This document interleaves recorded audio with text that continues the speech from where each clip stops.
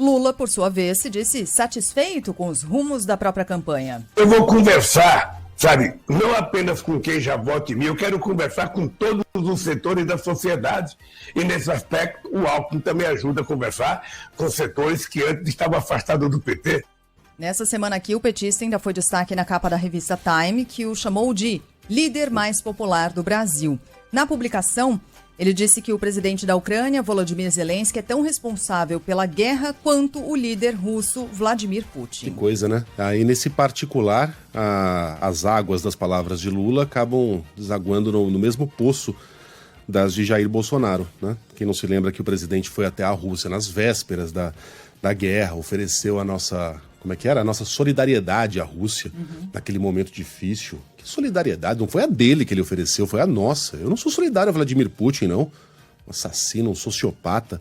E no final das contas, a opinião de parte da esquerda e da extrema-direita se encontram nesse particular.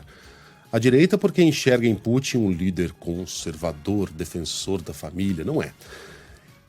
E a esquerda porque sente ali aquele cheirinho, né?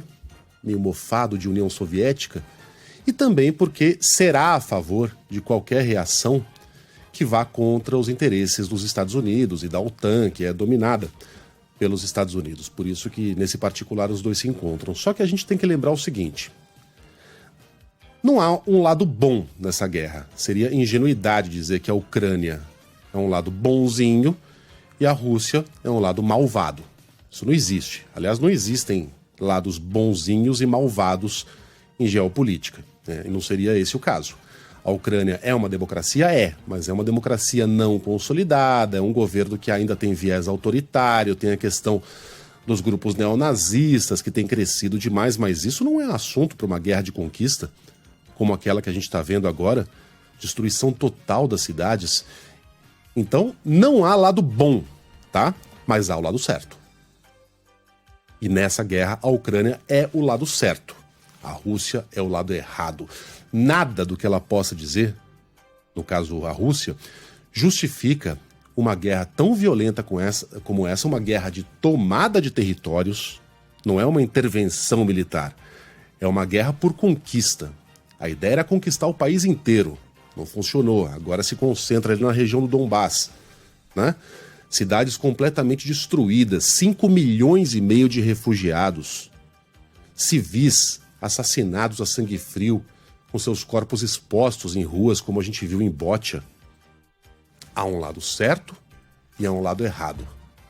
Há um ataque ilegal e assassino e uma defesa legal e legítima. Há bombardeios que destruíram cidades inteiras. E há uma defesa perfeitamente aceitável e legítima. Há um lado certo e um lado errado. Ponto final. Não existe equivalência moral neste caso, entre Rússia e Ucrânia, como quer fazer crer Lula nessa entrevista e como já fez Bolsonaro em outras declarações em que tenta o tempo todo ridicularizar o presidente da Ucrânia porque é comediante, é um palhaço, é incompetente e coisa e tal. Ah, Megali, com isso você está dizendo então que a Rússia tem que atacar de volta até a gente entrar numa terceira guerra mundial? Não estou dizendo. É necessário negociar para que a gente saia dessa sem que sejamos exterminados todos. Mas não me venham criar uma equivalência moral, de novo, entre Rússia e Ucrânia nessa guerra. Esta guerra é só de Vladimir Putin. Lula aparentemente acha que a Ucrânia estava usando uma saia muito curta. Bom, sem citar as declarações de Lula, Jair Bolsonaro do PL atribuiu a alta de preços no Brasil ao conflito no leste europeu. Teremos, obviamente, o prolongamento dessa guerra que sinaliza com mais inflação para o mundo. E vem da energia, vem dos combustíveis. E onde eu peço cada vez mais resiliência, cada vez mais garra, determinação. Vamos às pesquisas? Vamos lá para os números das pesquisas. Lula se mantém à frente de Jair Bolsonaro, mas a vantagem voltou a cair. Em um novo levantamento do Instituto Paraná, no primeiro turno, o petista aparece com 40% das intenções de votos contra 35,2% do atual presidente. Ciro Gomes aparece com 7,4% e João Dória com 3,2%. Simone Tebet, Luciano Bivar e Felipe Dávila não chegam a 1%. Segundo os números do Instituto, Lula se manteve com 40%, não se mexeu, e Bolsonaro ganhou coisa de 2 pontos. Subiu 2 pontos. Brancos e nulos somam 7,2% e 13,5% não responderam. No eventual segundo turno, Lula ainda venceria Jair Bolsonaro, mas a vantagem vai se estreitando. 46,4% contra 38,7% do presidente. A pesquisa foi feita entre os dias 28 de abril e 3 de maio e a margem de erro é de 2,2 pontos percentuais para mais ou para menos.